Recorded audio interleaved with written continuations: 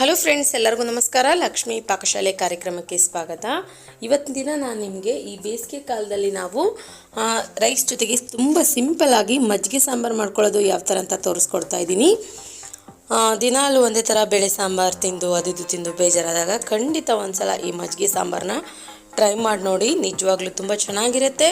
ಅದಲ್ಲದೆ ನಮ್ಮ ಬಾಡಿ ಕೂಡ ತುಂಬ ಕೂಲ್ ಆಗಿರುತ್ತೆ ಈ ಥರ ಮಜ್ಜಿಗೆ ಸಾಂಬಾರು ತಿನ್ನೋದ್ರಿಂದ. ಮತ್ತು ಮಜ್ಜಿಗೆ ಮೊಸರು ಸ್ವಲ್ಪ ಜಾಸ್ತಿಯಾಗಿ ಬಳಸಿ, ಬಿಸಿಲು ತಾಪಮಾನ ಜಾಸ್ತಿ ಆಗಿದೆ. ಬನ್ನಿ ಹಾಗಿದ್ರೆ ಇದನ್ನು ಮಾಡೋದು ಯಾವ ಥರ ಅಂತ ನೋಡೋಣ. ಮೊದಲಿಗೆ ಒಂದು ಮಿಕ್ಸಿ ಜಾರ್ ತೊಗೊಳ್ಳಿ. ಇದಕ್ಕೆ ಇವಾಗ ನಾನಿಲ್ಲಿ ಒಂದು 5ರಿಂದ 6 ಹಸಿಮೆಣ್ಸಿನ್ಕಾಯಿ ಹಾಕ್ತಾಯಿದ್ದೀನಿ. ಈ ಮೆಣಸಿನ್ಕಾಯಿ ಅಷ್ಟೇನು ಖಾರವಾಗಿಲ್ಲ, ಸೊ ಹಾಗಾಗಿ ಒಂದು 5ರಿಂದ 6 ಹಾಕಿದ್ದೀನಿ. ಇವರೇನಪ್ಪ ಇಷ್ಟು ಹಾಕಿದ್ದಾರೆ ಅಂದ್ಕೊಳ್ಬೇಡಿ. ನಂತರ ಹಸಿ ಶುಂಠಿ ಹಾಕ್ಕೊಳ್ಳಿ, ಒಂದು 2 ಇಂಚಷ್ಟು. 1 ಗಡ್ಡೆಯಷ್ಟು ಬೆಳ್ಳುಳ್ಳಿನ ಸಿಪ್ಪೆ ಬಿಡಿಸ್ಬಿಟ್ಟು ಹಾಕ್ಕೊಳ್ಳಿ. ಸ್ವಲ್ಪ ಕೊತ್ತಂಬರಿ ಸೊಪ್ಪು ಹಾಕ್ಕೊಳ್ಳೋಣ, ಕ್ಲೀನಾಗಿ ವಾಶ್ ಮಾಡಿ. ನಂತರ ಅರ್ಧ ಚಮಚದಷ್ಟು ಜೀರಿಗೆ ಹಾಕ್ಕೊಳ್ಳಿ.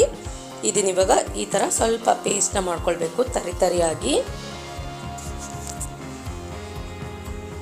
ಇದನ್ನ ಇವಾಗ ಪಕ್ಕಕ್ಕೆ ಇಟ್ಕೊಳ್ಳಿ. ನಂತರ ಇಲ್ಲಿ ನಾನು ಒಂದು ಅರ್ಧ ಲೀಟರ್ನಷ್ಟು ಮೊಸರು ತೊಗೊಂಡಿದ್ದೀನಿ.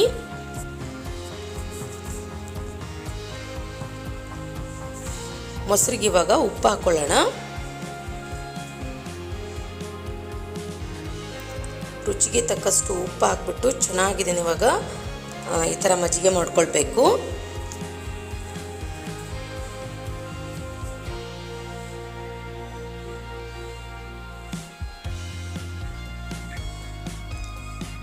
ನೋಡಿ, ಇವಾಗ ನಾನಿಲ್ಲಿ ಈ ಥರ ಚೆನ್ನಾಗಿ ಮಜ್ಜಿಗೆ ಕಡಿತಾ ಇದ್ದೀನಿ. ನೀವು ಮಿಕ್ಸಿ ಜಾರ್ನಲ್ಲಿ ಕೂಡ ಮಾಡ್ಕೊಳ್ಬಹುದು. ನಾನಿಲ್ಲಿ ಈ ಥರ ಮಾಡಿದ್ರೆ ಸ್ವಲ್ಪ ಟೇಸ್ಟ್ ಜಾಸ್ತಿ ಬರುತ್ತಂತೇಳಿ ಕಡ್ಗೋಲಿಂದ ಮಾಡ್ತಾ ಇದ್ದೀನಿ. ನೋಡಿ ಎಷ್ಟು ಚೆನ್ನಾಗಿ ಇಲ್ಲಿ ಮಜ್ಜಿಗೆ ರೆಡಿಯಾಗಿದೆ. ಮೇಲ್ಗಡೆ ಬೆಣ್ಣೆ ಬಂದು ನಿಲ್ಲುತ್ತೆ ಫ್ರೆಂಡ್ಸ್, ಈ ಥರ ನಾವು ಕಡಿಯೋದ್ರಿಂದ. ಓಕೆ, ನಿಮ್ಗೆ ಎಷ್ಟು ಬೇಕಷ್ಟು ಈ ಟೈಮ್ನಲ್ಲಿ ನೀರು ಸೇರಿಸ್ಕೊಳ್ಬೇಕು ಮಜ್ಜಿಗೆಗೆ. ಆದಷ್ಟು ಸ್ವಲ್ಪ ನೀವು ಮಜ್ಜಿಗೆನ ಗಟ್ಟಿಯಾಗಿ ಮಾಡ್ಕೊಳ್ಳಿ, ಅಂದರೆ ರುಚಿ ಜಾಸ್ತಿ ಆಗಿರುತ್ತೆ. ನಂತರ ಇದಕ್ಕೆ ಇವಾಗ ನಾವು ಒಗ್ಗರಣೆ ರೆಡಿ ಮಾಡ್ಕೊಳ್ಳೋಣ. ಗ್ಯಾಸ್ ಆನ್ ಮಾಡ್ಕೊಂಡ್ಬಿಟ್ಟು ಒಂದು ಒಗ್ಗರಣೆ ಹಾಕೋ ಸೌಟಲ್ಲಿ ಎಣ್ಣೆ ಇಟ್ಕೊಳ್ಳಿ. ಎಣ್ಣೆ ಬಿಸಿ ಆದ ನಂತರ ಒಂದು ಸ್ವಲ್ಪ ಜೀರಿಗೆ, ಸಾಸಿವೆ ಮತ್ತು ಕಡಲೆಬೇಳೆ ಹಾಕ್ಕೊಳ್ಳಿ. ಅದಾದ ನಂತರ ಇದಕ್ಕೆ ಇವಾಗ ಬೆಳ್ಳುಳ್ಳಿ ಹಾಕ್ಕೊಳ್ಳೋಣ. ಸ್ವಲ್ಪ ಬೆಳ್ಳುಳ್ಳಿನ ಜಜ್ಜಿಬಿಟ್ಟು ಹಾಕ್ಕೊಳ್ಳಿ. ನಂತರ ಗ್ರೈಂಡ್ ಮಾಡಿರುವಂತಹ ಹಸಿಮೆಣ್ಸಿನ್ಕಾಯಿ ಪೇಸ್ಟ್ ಹಾಕ್ಕೊಳ್ಳೋಣ. ಇದನ್ನ ಇವಾಗ ಒಂದ್ಸಲ ಚೆನ್ನಾಗಿ ಮಿಕ್ಸ್ ಮಾಡ್ಕೊಳ್ಳಿ. ನೋಡಿ, ಇವಾಗ ಈ ಥರ ಮಿಕ್ಸ್ ಮಾಡ್ಕೊಂಡ ನಂತರ ಇದಕ್ಕೆ ಇವಾಗ ನಾವು ಒಣಮೆಣ್ಸಿನ್ಕಾಯಿ ಹಾಕ್ಕೊಳ್ಳೋಣ, ಒಂದು 2ರಿಂದ 3. ನಂತರ ಸ್ವಲ್ಪ ಕರಿಬೇವಿನ ಸೊಪ್ಪು ಹಾಕ್ಕೊಳ್ಳಿ ಇದಕ್ಕೆ. ಓಕೆ, ನೋಡಿ ಇವಾಗ ಇದನ್ನ ಇವಾಗ ಒಂದ್ಸಲ ಚೆನ್ನಾಗಿ ಮಿಕ್ಸ್ ಮಾಡ್ಕೊಂಡ್ಬಿಟ್ಟು ಒಗ್ಗರಣೆ ರೆಡಿ ಮಾಡ್ಕೊಂಡ್ಬಿಟ್ಟು ಪೂರ್ತಿಯಾಗಿ ಗ್ಯಾಸ್ ಆನ್ ಮಾಡ್ಕೊಂಡ್ಬಿಟ್ಟು ಪೂರ್ತಿ ತಣ್ಣಗಾಗಬೇಕು ಈ ಒಗ್ಗರಣೆ.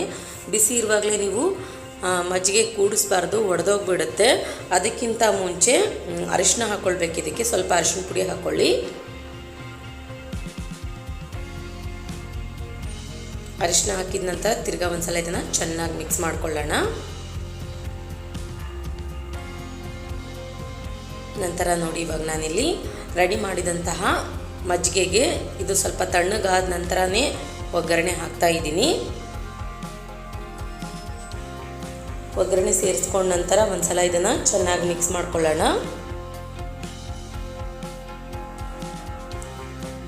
ಓಕೆ ಫ್ರೆಂಡ್ಸ್, ನೋಡಿ ಇವಾಗ ತುಂಬ ರುಚಿಕರವಾಗಿ ರೈಸ್ ಜೊತೆಗೆ ಮುದ್ದೆ ಜೊತೆಗೆ ಮಜ್ಜಿಗೆ ಸಾಂಬಾರು ರೆಡಿಯಾಗಿದೆ. ನೋಡಿದ್ರಲ್ಲ ಯಾವ ರೀತಿಯಾಗಿ ನಾವು ತುಂಬ ಸಿಂಪಲ್ಲಾಗಿ ಟೇಸ್ಟಿಯಾಗಿ ಮಜ್ಜಿಗೆ ಸಾಂಬಾರು ಮಾಡ್ಕೊಳ್ಳೋದಂತ. ನಾನು ಮಾಡಿರೋ ಈ ರೆಸಿಪಿ ನಿಮಗೆ ಇಷ್ಟ ಆಗಿದ್ರೆ ಪ್ಲೀಸ್ ಲೈಕ್ ಮಾಡಿ, ಶೇರ್ ಮಾಡಿ, ಕಮೆಂಟ್ ಮಾಡಿ. ಇನ್ನಷ್ಟು ಈಸಿ ರೆಸಿಪೀಸ್ಗಾಗಿ ನಮ್ಮ ಲಕ್ಷ್ಮೀ ಪಾಕಶಾಲೆ ಚಾನಲ್ಗೆ ಸಬ್ಸ್ಕ್ರೈಬ್ ಆಗೋದು ಮಾತ್ರ ಮರಿಬಾರ್ದು. ಮತ್ತೆ ಒಂದು ಇಂಟ್ರೆಸ್ಟಿಂಗ್ ರೆಸಿಪಿಯೊಂದಿಗೆ ಬರ್ತೀನಿ ಮುಂದಿನ ಸಂಚಿಕೆಯಲ್ಲಿ. Keep watching. Thank you. Bye.